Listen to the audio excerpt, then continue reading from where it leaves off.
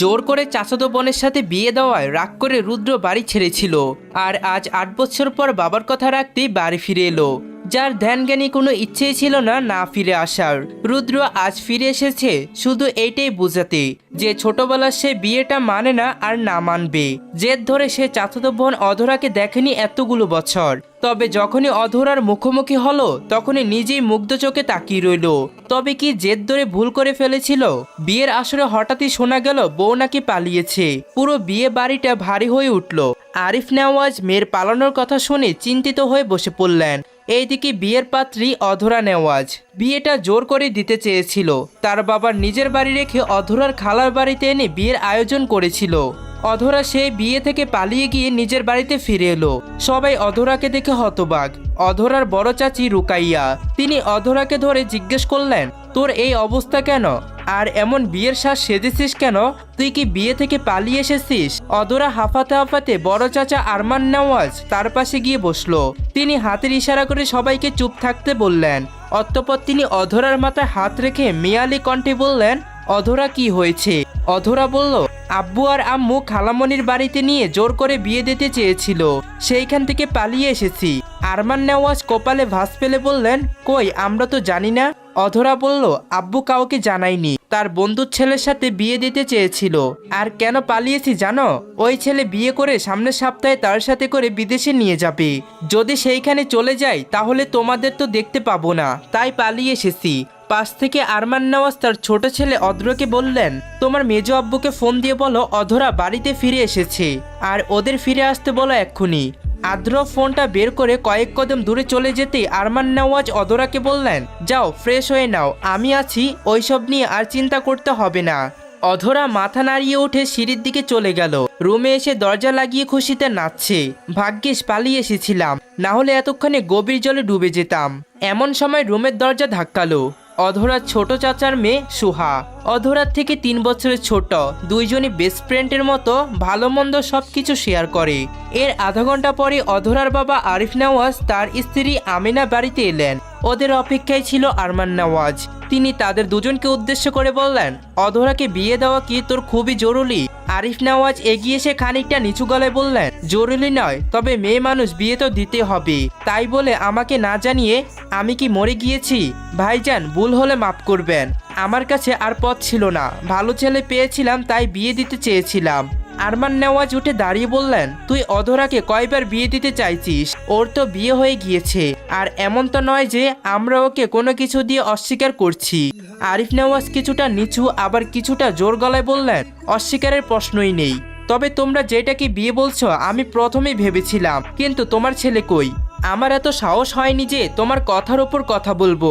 তবে এইটুকু বলতে পারি, ওদের ছোটবেলার সেই বিয়েটাকে সিরিয়াস ভেবে আমি আমার মেয়ের জীবনটা থামিয়ে দিতে পারি না। তোমার ছেলের বাড়িতে আসার কোনোই নামগন্ধ নেই, আর ওর ভরসা অধরাকে বসিয়ে রাখা বেকার। কথাটি আরমান নেওয়াজের কানে পৌঁছাতেই তার চোখ দুটো রক্তবর্ণ ধারণ করলো। তপ্ত শ্বাস ফেলে বললেন, 1 সপ্তাহের মধ্যে আমার ছেলেকে আমি ফিরিয়ে আনছি। যদি না আনতে পারি আমি আরমান নেওয়াজ এই নেওয়াজ বাড়িতে থাকবো না। আর তখন অধরাকে যেইখানে পারিস সেইখানে বিয়ে দিস। আরিফ নেওয়াজ এর উত্তরে বললেন, ছেলে মেয়েদের বিষয় নিয়ে তুমি বাড়ি ছেড়ে যাবে কেন? আরমান নেওয়াজ তপ্ত শ্বাস ছেড়ে গটগট করে সিঁড়ি বেয়ে উপরে চলে গেলেন। বিকেল পর্যন্ত রুমেই রইলেন। এখন ছেলেকে ফোন দিবেন। এই টাইমে রুদ্র ফ্রি হয়। তিনি কল দেওয়ার কিছুক্ষণ পরই রুদ্র কলটা রিসিভ করলো। বলল, হ্যালো বাবা, ভালো আছো? তুমি? ভালো। মা কেমন আছে? ভালো। কি করছো এখন? কাজ করছো নাকি? না। তোমাকে একটা কথা বলতে চাই। হ্যাঁ বাবা বলো। বাড়ি ফিরে আসবে না? রুদ্র সোজা উত্তর, না। কেন? রুদ্র বিরক্ত নিয়ে বলল, বাড়ি ফিরে গেলে তো তোমার ভাতিজিকে বিয়ে করতে বলবে, আমি বিয়ে করতে পারবো না ওকে। আরমান নেওয়াজ গলার কণ্ঠ ভারী করে বললেন, বিয়ে না করার কারণ কি? ও দেখতে খারাপ নাকি ও সাধারণ মানুষের মতো নয়? বাবা, প্রশ্নটা ভালো খারাপ এরকম কিচ্ছু নয়। আমারও তো একটা স্বাধীনতা আছে, আমি কেন ওকে বিয়ে করব? তোমার কাছে এত কথা শুনতে চাই না। তুমি বিয়ে করবে কি না? রুদ্র তৎক্ষণাৎ কণ্ঠে বলল, না। আরমান নেওয়াজ রেগে গিয়েও থেমে গেলেন। রাগ করা যাবে না, এই মুহূর্তে বুঝিয়ে আনতে হবে। এরপরে গভীর শ্বাস ছেড়ে শুধালেন, রুদ্র তুমি অধরাকে বিয়ে করতে চাও না? বেশ, তাই হবে, আমি মানব। তবে তুমি বাড়ি ফিরে এসো। এসে জাস্ট 1 মাস থাকো, সবার সাথে মিশো।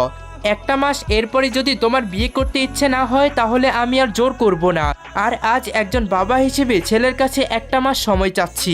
রুদ্র মিনিট দুয়েক চুপ করে রইল, ভাবলো এত করে যখন বাবা বলছে না করাও ভালো হবে না। আর একটা মাসই তো ঘুরে ফিরে সময় চলে যাবে, এরপরে বলবে বিয়ে করব না, কোনো ঝামেলা হবে না। আরমান নেওয়াজ অনেক আশাবাদী হয়ে রইলেন। রুদ্র স্বাভাবিক কণ্ঠে বললেন, ঠিক আছে আমি আসব, তবে একটা মাসই কিন্তু। রুদ্র সম্মতি পেয়ে আরমান নেওয়াজ নরম হয়ে বললেন, ঠিক আছে একটা মাসই, একটু তাড়াতাড়ি আসলে ভালো হয়, শরীরটাও ভালো যাচ্ছে না আমার। দেখো যদি টিকিটটা 2-1-এর মধ্যে অ্যারেঞ্জ করতে পারো আরো ভালো হবে। দেখো যদি টিকিটটা 2-1-এর মধ্যে অ্যারেঞ্জ করে আসতে পারো কিনা। রুদ্র আর না ভেবে বলল, 2 দিনের মধ্যে আসছি।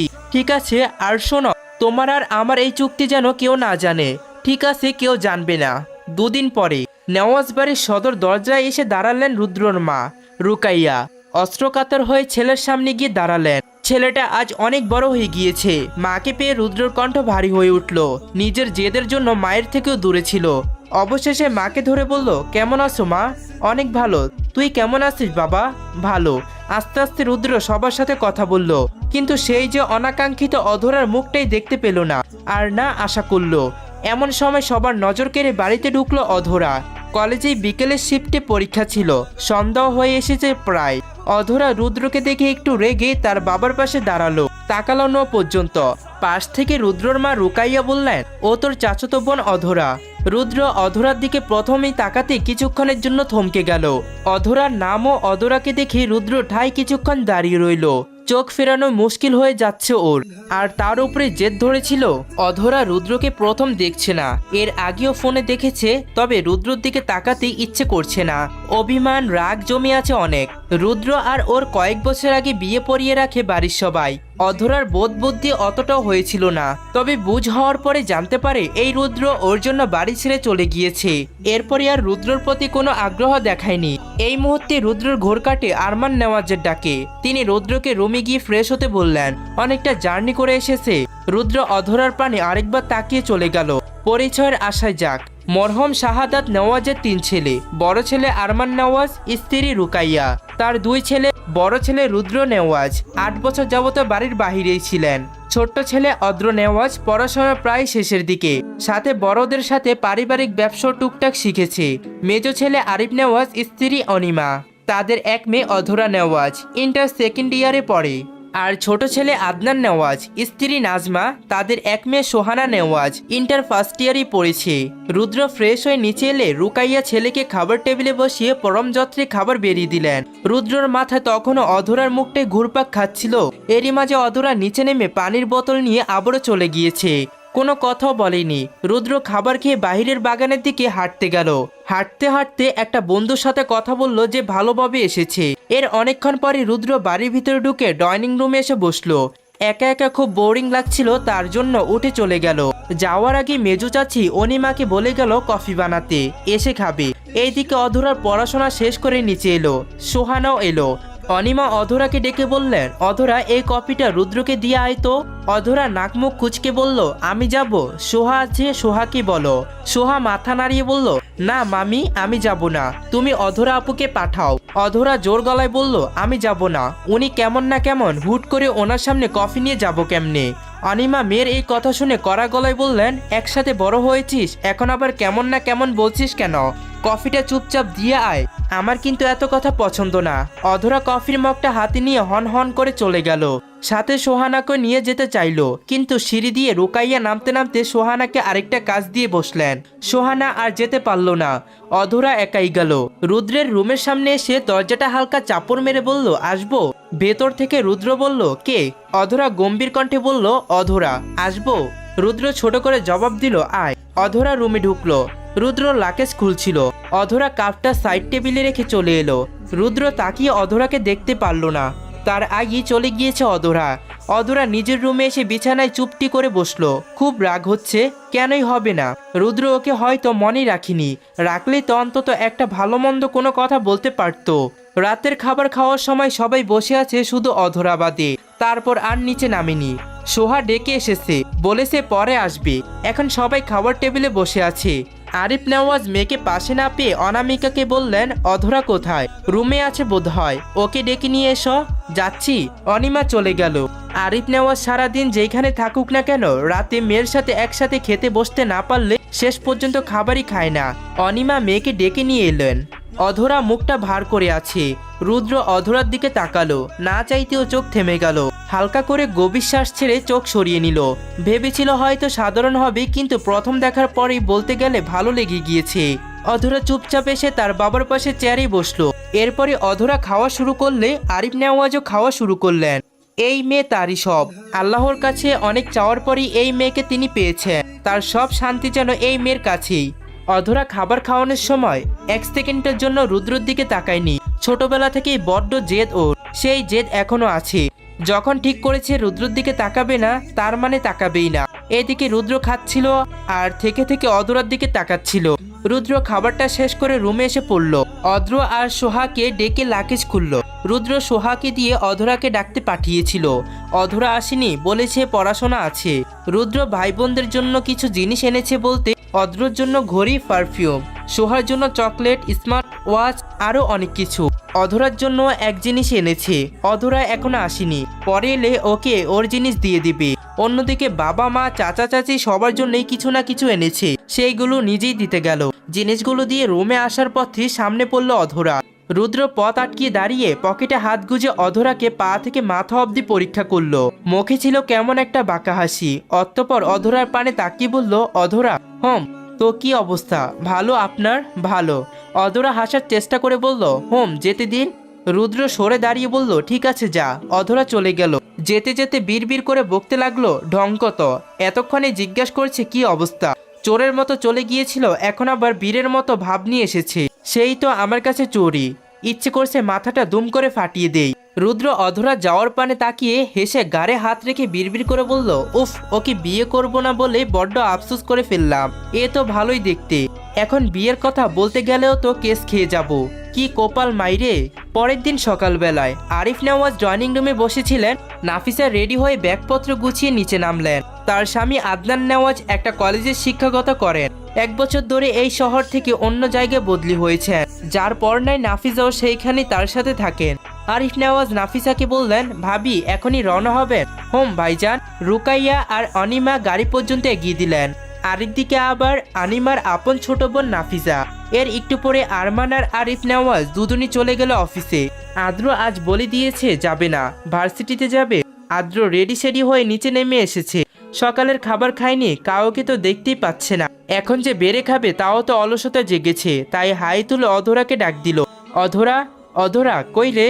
মেজো আব্বু ডাকছে তোকে, নিচে আয় তো। ওর ডাক শুনে অধরা রুম থেকে দৌড়ে বেরিয়ে এলো। সিঁড়ি দিয়ে নামতে নামতে দেখলো ডাইনিং রুমে ওর বাবা নেই। তাই গাল ফুলিয়ে বলল, কই আব্বু কই? চলে গিয়েছে। তুমি না বললে ডাকছে, তাহলে কোথায়? খাবার টেবিলে। কি? অদ্র বলল, খাবার বেড়ে দে, খিদে পেয়েছে, ভার্সিটিতে যাব। অধরা ফোঁস করে শ্বাস ছেড়ে এগিয়ে এসে অদ্র চুল টেনে সোজা গলায় বলল, পারবো না। তুমি মাঝে মাঝে এমন করো। আব্বুর কথা বলে ডেকে এনে কাজ করতে বলো। আদ্র মাথায় হাত দিয়ে একটু ফার্ম দিয়ে বলল, আরে এমন করিস কেন? আমি তোর বড় ভাই লাগি না? বড় ভাই হিসেবে তো 3 বেলায় বেড়ে খাওয়াতে পারি। অধরা জারি মেরে বলল, পারবো না। বিয়ে করে বউকে বলো, আমার এখন জামাইকে খাবার বেড়ে দেওয়ার সময়, তোমাকে না। রুদ্র সিঁড়ির উপর দাঁড়িয়ে অধরার কথাগুলো শুনছে, হাসছিও। অদ্রর চোখ ছোট ছোট করে বলল, এই তুই কি আমাকে অপমান করছিস? অধরা বলল, অপমান নয়, অপমানস। অদ্র সে কথায় পাত্তা না দিয়ে বলল, প্লিজ এইবারই শেষ, খেতে দে, পারবো না আমি। এই সময় ভেতর থেকে অনিমা অধরাকে ডেকে বলল, অধরা, রুদ্র আর অদ্রকে খেতে দে, আমি এক্ষুনি আসছি। অদ্র উঠে দাঁড়িয়ে বলল, এবার শুনলি তো, ভাইও আসছে, আয় এখন। অধরা এগিয়ে গেল, খাবার টেবিলে এসে অদ্রকে খেতে দিল। মিনিট 2 পরে রুদ্র এলো। কালো টি শার্ট আর কালো শর্ট প্যান্ট পরেছে। অধরা এক পলকে তাকিয়ে বিনককে খাবার বেড়ে দিয়ে অদ্রর পাশে বসলো। রুদ্র অধরার দিকে তাকালো, আবার থেকে থেকে ওর প্লেটের দিকে তাকালো। অদ্র ঝটপট খাওয়া শেষ করে উঠে দাঁড়িয়ে অধরাকে বলল, এই তোর আজকে পরীক্ষা আছে, আনতে যাব, দাঁড়িয়ে থাকিস। অধরা ফট করে কি যেন ভেবে বলল, না ভাইয়া যেও না। অদ্র পেছন ফিরে বলল, কেন, কি সমস্যা? অধরা একবার রুদ্রর দিকে তাকালো, আবার অদ্রর দিকে তাকিয়ে হেসে বলল, আসলে তোমার কষ্ট করে যেতে হবে না, বান্ধবীরা সাথে আছে তো, ঠিক আছে, আমারই ভালো। অদ্র বেরিয়ে গেল। রুদ্র অধরার মুখ পানে তাকালো। এতক্ষণ যাবত কিচ্ছুই বলেনি, তবে এখন না বলেও থাকতে পারছে না। বলল, এখনো কি ইলিশ মাছ বেজে খেতে পারিস না? অধরা রুদ্রর দিকে তাকিয়ে আবারও মাথা নিচু করে বলল, হুম। এমন সময় রুকাইয়া আর অনিমা এলেন। রুকাইয়া এগিয়ে এসে অধরার পাশে দাঁড়ালেন। এরপরে প্লেটটা নিজের দিকে নিয়ে ইলিশ মাছটা বেছে দিয়ে বললেন, এখন ঝটপট খেয়ে নে। অনিমা কিচেনে ঢুকতে ঢুকতে বললেন, এই মেয়ে বিয়ের বয়স হয়ে গিয়েছে, কিন্তু মাছের কাঁটাটাও বাঁচতে পারে না, বলেই বাড়ির লোক কতদিন বেছে বেছে খাওয়াবে। অধরার মেজাজ কেমন বিগড়ে গেল। খাওয়া রেখে উঠে দাঁড়িয়ে মুখের ওপর বলে দিল, তোমাকে কি বেছে দিতে বলেছি? যার সাথে বিয়ে হবে সে দিবে, আর না হলে আব্বু গিয়ে বেছে দিয়ে আসবে। খাবই না। তোমার মাছ তুমি নিয়ে পুকুরে ছেড়ে আসো, বলেই দুবদা পা ফেলে উপরে চলে গেল। রুদ্র নির্বিক হয়ে তাকিয়ে রইল। অধরার কথা শুনে নিজেই হেসে উঠল। এরপর রুদ্র খাওয়া শেষ করে উপরে চলে এলো। রুমে এসে লাকেজ খুলে অধরার জন্য আনা জিনিসগুলো বের করলো। এরপরে সেগুলো নিয়ে রুম থেকে বের হয়ে হাঁটা দিল অধরার রুমের দিকে। অধরা মুখ ফুলিয়ে বিছানায় বসেছিল। রুদ্র এসে দরজার টোকা দিল। দরজা খোলাই আছে, তবুও রুদ্র ঢুকলো না। অধরা রাগী কণ্ঠে বলল, কে? রুদ্র। অধরা উঠে দাঁড়ালো, দরজা খুলে বলল, ও ভিতরে আসুন, কিছু বলবেন? হুম। রুদ্র রুমে ঢুকলো। অধরার দিকে জিনিসগুলো দিয়ে বলল, এগুলো তোর জন্য এনেছি। অধরা রুদ্র থেকে জিনিসগুলো নিয়ে বিছানায় রাখলো। রুদ্রকে যতটাই খারাপ গরু গম্বল ভেবেছিল অতটাও খারাপ মনে হচ্ছে না। অধরা রুদ্রর দিকে তাকিয়ে বলল, বসুন। না, বসবো না। তোর না একটু পরে পরীক্ষা, পড়তে বস তাহলে, আমি যাই। অধরা মাথা নাড়ালো। রুদ্র দরজার দিকে পা বাড়াতে অধরা হাত উঠিয়ে কিছু একটা বলার জন্য প্রস্তুত হলো। রুদ্র অমনি গাড় ঘুরিয়ে অধরার দিকে তাকালো, বলল, কিছু বলবি? অধরা ইতস্ত কণ্ঠে বলল, থ্যাংক ইউ। রুদ্র হালকা হেসে বলল, ওয়েলকাম। রুদ্র রুম থেকে বের হয়ে এলো। যেতে যেতে নিজে কি কারণে খুশি হলো বলতেই পারলো না। অধরা রুদ্রের দেওয়া চকলেটগুলো খেতে খেতে পড়তে বসলো। পড়াশোনা শেষ করে উঠে শাওয়ার নিয়ে এলো। পরে আর সময় পাবে না, চুলগুলো ব্রাশ করে চলে গেল ছাদে। ছাদে তখন কেউ ছিল না। অধরা একটা কোণে গিয়ে দাঁড়ালো। কিছুক্ষণ এক ধ্যানে দূরে তাকিয়ে কিছু একটা ভাবলো। সেই দিন বিয়ে থেকে পালিয়ে আসার পরে সবাই মিলে যে রুদ্রকে আসতে বাধ্য করেছে, এটা আর ওর অজানা নয়। ও এই ভাবলো, রুদ্র তাহলে সবার কথাই এসেছে, নিজের থেকে আসেনি। আর সেইখানে ভালোবাসা, যদি রুদ্রর একটু টান থাকতো তাহলে কারো বলাতে আসতো না, নিজে নিজে আসতো। অধরার মনটা খারাপ হয়ে গেল। মুখটাও অজানা কারণে গুটিয়ে নিল। ভাবলো রুদ্র হয়তো ওকে নিয়ে ভাবিনি। আবার এই ভাবলো রুদ্র হয়তো পড়াশোনা নিয়ে ব্যস্তই ছিল, তাই হয়তো ভাবার সময় পায়নি। অধরার কথাগুলো ভেবে রুমে চলে এলো। পরীক্ষার সময় হয়ে এসেছে, তাই কলেজের ড্রেস বের করে রেডি হয়ে বের হলো। রুদ্র নিচে বসেছিল। অধরা নিচে নেমে রুদ্রকে দেখে এরপরই হাই তুলে ওর মাকে ডাকলো। আনিমা ভিতরের রুম থেকে বের হলেন। অধরা বলল, আম্মু গেলাম। তিনি অধরার কাছে আস্তে আস্তে বললেন, এই খেয়ে যাবি না? না আম্মু, দেরি হয়ে যাবে। কেন দেরি হবে না, এখানে এসে বস। না আম্মু, পরে, এখন যাই। অধরা চলে যাবে ঠিক তখনই রুদ্র উঠে দাঁড়িয়ে কড়া কণ্ঠে বলল, এই এইদিকে আয়। অধরা কপাল কুঁচকে এগিয়ে এলো। রুদ্র আদেশ করে বলল, টেবিলে বস। না, এখন খেতে গেলে দেরি হয়ে যাবে। রুদ্র আগের নাই বলল, তোকে বসতে বলছি। অধরা ফোঁস করে শ্বাস ছেড়ে খাবার টেবিলে এসে বসলো। আবার রুদ্রর দিকেও তাকালো। রুদ্র ওর মেজো আম্মুকে বলল, মেজো আম্মু, ওকে খেতে দাও, দেখি ও কেমন করে চলে যায়। অধরা গোল গোল চোখ করে তাকিয়ে রইল। এই প্রথম ওর মায়ের পরই কেউ ওর উপরে হুকুম করে বসলো। একবার রেগে গিয়ে আবার নিশ্চুপ হয়ে গেল। অতঃপর খাওয়া শেষ করে উঠলো। ও বাড়ি থেকে বের হয়ে পরীক্ষার হল পর্যন্ত শুধু রুদ্রর কথাই ভেবে গেল। একদিন ধরে এসে ওর ওপর কেমন জোর দেখাচ্ছে। বিকেলের দিকে রুদ্র ছাদেই বসেছিল। অদ্র এসে বসে ওর সাথে। টুকটাক কথা হতে হতে রুদ্র বেবুক গলে অদ্রকে বলল, অদ্র, তোকে একটা কথা জিজ্ঞেস করব, সঠিক উত্তর দিবি? হ্যাঁ বলো। রুদ্র নিরেট কণ্ঠে বলল, অধরা কাউকে ভালোবাসে নাকি? আদ্র অবলীলায় বলল, না, ও কাউকে ভালোবাসে না, আর না কাউকে ভালোবাসতেও পারে। রুদ্র কপাল কুঁচকালো, কেন পারবে না? ও তো তোমার। অদ্র কিছু একটা বলতে গিয়েও থেমে গেল। কথা ঘুরিয়ে বলল, এসেছ, অধরাকে সামনে থেকে দেখো, এরপর একাই বুঝতে পারবে। রুদ্র ছোট্ট করে উত্তর দিল, হোম। এর পরপরই অদ্র বলল, একটা কথা কি, না বলেও থাকতে পারলাম না। অধরা না খুব চাপা স্বভাবের। একটা জিনিসের জন্য মরে যাবে তবুও বলবে না ওই জিনিসটা আমার লাগবে, তবে মনের দিক থেকে ওর মতো মানুষ হয় না। রুদ্র মুচকি এসে গম্ভীর শ্বাস ছেড়ে মনে মনে বলল, যাক, রাস্তাটা ক্লিয়ারে আছে। প্রায় সন্ধ্যা। অধরার এখনো ফেরার নাম নেই। পরীক্ষা শেষ 4টায়। বের হতে না হয় 20 মিনিট, আর বাড়িতে আসতে 20 মিনিট। এরপরও আরো 25 মিনিট পেরিয়ে গিয়েছে। তাহলে এত দেরি হচ্ছে কেন? রুদ্র ওর আসার অপেক্ষায় ডাইনিং রুমে বসেছিল। আরমান নওয়াজ আর আরিফ নওয়াজ অফিস থেকে ফিরে বাড়িতে ঢুকলেন। আনিমা এগিয়ে গিয়ে আরিফ নেওয়াজকে বললেন, শুনেছেন অধরা এখনো বাড়ি ফিরেনি, একটু এগিয়ে যেয়ে দেখুন তো। রুদ্র মনে মনে বলল, আমাকে বললে কি হতো, আমি গিয়ে নিয়ে আসতাম। অধরা ফিরেনি শুনে আরিফ নেওয়াজের মুখে চিন্তার ছাপ, জিজ্ঞাসা দৃষ্টিতে তাকিয়ে বললেন, এখনো আসেনি? না, ঠিক আছে দেখছি। আরিফ নেওয়াজ চলে গেলেন। ড্রাইভারকে গাড়ি নিয়ে আসতে বলে গেট অবধি যেতে দেখলো অধরা এসেছে। আরিফ নেওয়াজ ড্রাইভারকে চলে যেতে বললেন। অধরা এগিয়ে এসে চোখ দুটো ছোট ছোট করে বলল, আব্বু সরি, আজকে দেরি করে ফেলেছি। আসলে ওই জুই রাইমা ওদের সাথে হেঁটে আসতে গিয়ে দেরি হয়ে গিয়েছে। আরিফ নেওয়াজ মল্লিন হেসে বললেন, এবার ভিতরে চলো, সন্ধ্যা হয়েছে। অধরা বাড়িতে ঢুকতে অনিমা জিজ্ঞেস করলেন, এত দেরি হলো কেন? অধরা এখন এই প্রশ্নের উত্তর দেওয়ার ইচ্ছে করছে না, অনেক ক্লান্ত, তাই এক কথায় বলল, জানি না। অনিমা কিছু বলবে ঠিক তখনই তাকে থামিয়ে দিয়ে আরিফ নেওয়াজ বললেন, মেয়ের উপরে বকাঝকা তো দূরে থাক, কোনো উঁচু গলা কথাও তার জন্য সহ্য হয় না। তবে যখন বাড়িতে থাকে না তখন তো অনিমাকে আটকাতেই পারে না, তাই যতক্ষণ বাড়িতে থাকেন মেয়েকে কোনো বকাঝকা করতে দেন না, আর অনিমা মেয়েকে একটু শাসনের উপরই রাখেন। অধরা গেল সিঁড়ির দিকে, আবার আপনা আপনি ডাইনিং রুমটাতে নজর ভুলালো রুদ্রকে দেখে, কিন্তু ও ছিল না।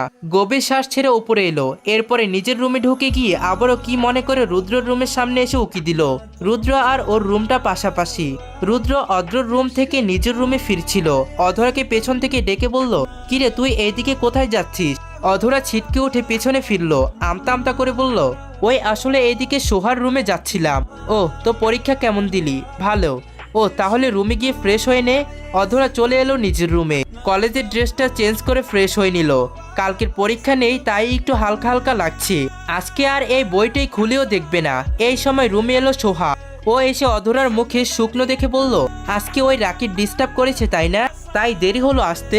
অধরা তপ্ত শ্বাস ছেড়ে বলল, দূর, ভাল লাগে না প্রতিদিন, কাউকে বলতেও পারছি না। সোহা অধরার হাতে হাত রেখে বলল, মেজো আব্বুকে বলে দে। না, বলা যাবে না, আব্বু ওকে মেরে ফেলবে। কিন্তু ও যে প্রতিদিন তোকে ডিস্টার্ব করে। অধরা আবারও তপ্ত শ্বাস ছেড়ে বলল, থাক, বাদ দে। আজকে বাদ দিলাম, কিন্তু এরপরে যদি ডিস্টার্ব করে আমি নিজেই বলে দিব। ঠিক আছে বলিস। আর কালকে তোর পরীক্ষা আছে? না, তোমার আছে? না। সোহা খুশি হয়ে বলল, তাহলে তো ভালোই হলো, চলো কালকে কোথাও ঘুরতে যাই। কোথায় যাবি? পার্কে যাবে? ঠিক আছে, কি পরে যাবে? অধরা সসূচক শব্দ করে বলল, এখন এইগুলো ভাবতে ভালো লাগছে না, পরে ঠিক করব। আর শোন, এই কথা যেন অদ্র ভাইয়ের কানে না যায়। তোর তো আবার অদ্র ভাইয়াকে না বললে রাতের ঘুম হয় না, যদি ভাইয়ের কানে খবর যায় তাহলে তোর খবর আছে। সোহা মিয়ালি হেসে বলল, আরে না, বলবো না। সোহা অদ্রর সাথে কথা বলে চলে এলো। সামনেই দেখা হলো অদ্রর সাথে। অদ্রকে দেখে বলল, ভাইয়া কালকে ফ্রি আছো? না, কেন? ভাবছিলাম কালকে ঘুরতে যাব। অদ্র ওর থেকে কথা বের করতে হেসে বলল, ও ভালোই তো, কোথায় যাবি বলিস? তোদেরকে ফুচকা খাওয়ার টাকা না হয় আমি দিব। সোহা অনায়াসে বলে উঠল, বড় আব্বুদের অফিসে যাওয়ার পথে যে একটা পার্ক আছে না, সেইখানে যাব। অদ্র ব্রু উঠিয়ে বলল, ভালোই, কালকে যাওয়ার আগে দেখা করে যাস আর টাকা নিয়ে যাস। ঠিক আছে। সোহা চলে যেতে অদ্র বিড়বিড় করে বলল, আসিস, 1 টাকাও দিব না। কোথায় যাবি এটা জানার দরকার ছিল, তাই ফার্ম দিলাম। আর এই অদ্র ফুচকা খেতে টাকা দিবে? অসম্ভব। অধরা রাতে খাবার খেয়ে রুমে এসে একটু বিশ্রাম নিয়ে আবারও ডাইনিং রুমে এলো। রুকাইয়া আর অনিমা রান্নাঘরে কাজ করছিল। অধরা পড়ালেখা বাদ দিয়ে এখন আরাম করে বসে টিভি দেখবে। এই পড়ালেখা করতে করতে টিভি দেখার সময় হয় না। ও এক সময় ভাবে পড়ালেখা ছাড়া যদি জীবন হতো কতই না ভালো হতো। ছোট থেকে বাবার কথা মতোই সব ক্লাসে টপার হয়ে এসেছে। সেই স্থানটাকে ধরে রাখতে এত কষ্ট, না হলে এই পড়ালেখাও করতো না। ভাবতে ভাবতে সোহাও এসে বসলো। দুজনে একটু ভুতুরে সিনেমা দেখতে শুরু করলো। অধরা ভূতে বিশ্বাস করে না, তবে সোহা খুব ভয় পায়। সোহা অধরাকে ঝাপটে ধরে দেখছে। রুদ্র সিঁড়ির উপর থেকে অধরাকে দেখছে। অধরার ভাবভঙ্গি দেখে বুকে হাত গুজে মুচকি আসছে। মিনিট 5 পরই ও নামলো। ওদের সামনে থেকে রিমোটটা নিয়ে টিভি বন্ধ করলো। অধরা কিছু বলার আগে রুদ্র বলল, তোদের দুইটার পড়ালেখা নেই? পরীক্ষা না চলছে তাহলে টিভি দেখছিস কেন? অধরা বলল, কালকে আমাদের পরীক্ষা নেই, তাই টিভি দেখছি। রুদ্র পকেটে হাত গুজে বলল, কোথাও কি পড়তে যাস? উত্তরে অধরা বলল, কোচিং করে। রুদ্র গম্ভীর কণ্ঠে বলল, কালকে থেকে কোচিং বাদ, সকাল বিকাল আমার কাছে পড়বি। দুইটা কি বললাম? রান্নাঘর থেকে অনিমা বললেন, রুদ্র এবার একটা ভালো কথাই বলেছিস, বাইরে পড়তে যেতে হবে না, তুই পড়া। অধরা তার মায়ের দিকে তাকিয়ে বলতে গেল, কিন্তু আম্মু। অনিমা মেয়ের উদ্দেশ্যে কড়া গলায় বললেন, কিসের আম্মু? রুদ্রের কাছে পড়বি। অধরা খুব কষ্টে মুখ থেকে শব্দ বের করলো, ঠিক আছে পড়বো। অনিমা আর রুকাইয়া চলে গেলেন। রুদ্র সোফায় বসলো। অধরা সোহা ওদের মতো টিভি দেখছে। রুদ্র হুট করে সোহাকে ডেকে বলল, এখানে সোহা উঠে রুদ্রের পাশে এসে দাঁড়ালো। রুদ্র বলল, মাথাটা খুব ধরেছে, একটু টিপে দে তো। সোহা রুদ্রর মাথায় হাত দিয়ে টিপ দিতে শুরু করলো, কিন্তু রুদ্র কোনো আরাম লাগছে না, তাই বলল, না হচ্ছে না। অধরা তুই আয় তো। অধরার চোখ ছোট ছোট করে বলল, আমি? অধরা উঠে এলো। সোহা গিয়ে নিজের জায়গায় বসলো। রুদ্র গা এলিয়ে দিল। অধরা রুদ্রের পিছে এসে দাঁড়ালো। রুদ্রের দিকে তাকিয়ে রইলো, খুব কাছ থেকে দেখছে। বুকের ভেতর কেমন দুক দুক দুক দুক করছে, মাথায় হাত দিতে ইতস্ত লাগছে। অতঃপর আলতো করে রুদ্রের মাথায় হাত রাখলো। রুদ্র এবার কিছু বলল না, ভালোই লাগছে ওর। দেখতে দেখতে আধা ঘন্টা পার হয়ে গেল। অধরার হাত ব্যথা করছে, বলতেও পারছে না, সইতেও পারছে না। রুদ্র চোখ বন্ধ করে আছে। সোহাও তো টিভিও দেখছে। আরো মিনিট 5 গেল এইভাবে। রুদ্র ঘুমিয়ে গিয়েছে কিনা দেখে অধরা রুদ্রর কানে সুড়সুড়ি দিল। রুদ্র চোখের পাতা খুলে বলল, ঘুমায়নি। অধরা হাসার চেষ্টা করে বলল, না মানে দেখছিলাম আর কি ঘুমিয়ে গিয়েছেন কিনা। তোর ঘুম পাচ্ছে না? রুদ্র পুনরায় চোখ বন্ধ করে বলল, যা এখন। যাবো? অধরা ততক্ষণে সোহাকে টান দিয়ে নিয়ে চলে গেল। সিঁড়ি দিয়ে যেতে যেতে রুদ্রর দিকে তাকালো। রুদ্র ঘাড় ঘুরিয়ে সেই দিকে তাকালো।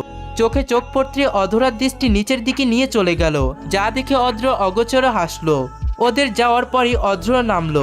ও রুদ্রকে হাসতে দেখে জিজ্ঞাসা করলো, ভাইয়া একা একা হাসছো যে? রুদ্র বসতে ইশারা করে বলল, বলছি বস। রুদ্র বলল।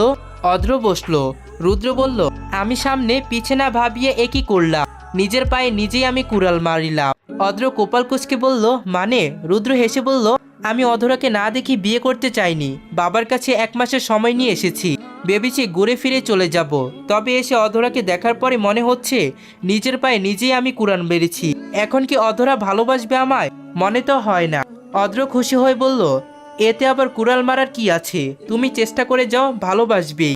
ও যে রাগী জেদি, ওই নিয়ে একটু চেষ্টা বেশি করতে হবে। ওর পছন্দের জিনিসগুলো ওর সামনে বারবার করতে হবে। আর আমি তোমার পাশে আছি। রুদ্র আয়ুষী ভঙ্গিতে বসে বলল, আছিস তো ভালোই, কিন্তু ওকে পটাবো কি করে? ও কি খেতে পছন্দ করে কিছুই তো জানি না। অদ্র কনফিডেন্স নিয়ে বলল, আমি জানি, তোমার কোনো চিন্তা নেই। আর শুনলাম কালকে নাকি দুজনেই ঘুরতে যাবে, যাওয়ার প্ল্যানটা সিক্রেট রেখেছে। এই কথা শুনতেই রুদ্রের মুখে এক ঝিলিক বাঁকা হাসি ফুটে উঠল। ওরা ওদের প্ল্যানটা সিক্রেট রাখুক, আর আমারটা আমি সিক্রেট রাখবো। আসসালামু আলাইকুম এভরিওয়ান। তো নতুন গল্পটি আপনাদের কাছে কেমন লেগেছে? অবশ্যই আপনাদের রেসপন্সের ওপর ভিত্তি করে নেক্সট পার্টটি আসবে। আর এই গল্পতে আপনাদের টার্গেট থাকবে 1কে লাইক করে দেওয়ার। আর যারাই নতুন আছেন চ্যানেলটিকে সাবস্ক্রাইব করে দিবেন। দেখা হচ্ছে আবারও নেক্সট পার্টে।